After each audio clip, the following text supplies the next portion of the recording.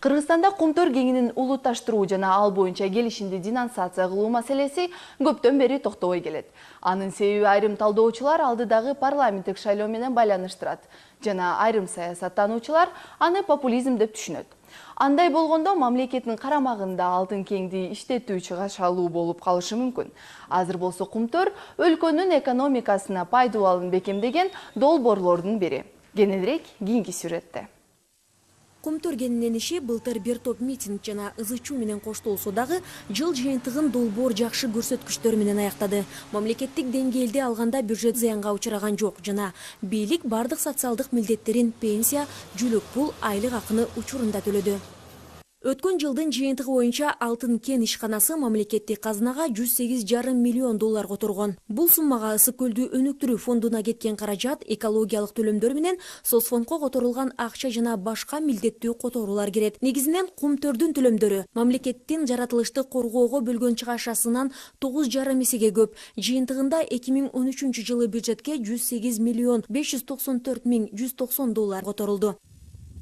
Бүгүнкү күндө кумтөр компаниясы өлкөдөгү эң ири өндүрүш ишканасы жана чет элдик инвесторлор арасындагы башкы салык төлөөчү. 2013 жылдын жыйынтыгы боюнча алтын кен ишканасы Кыргызстандын ички дүң өндүрүмүнүн 8% жана жалпы өнөр жай өндүрүш көлөмүнүн 1/4 түзгөн. Балуу металлдын экспорту жалпы экспорттун 36,5% берди. Өткөн жылы кумтөрдө 18,5 тонна алтын өндүрүлгөн.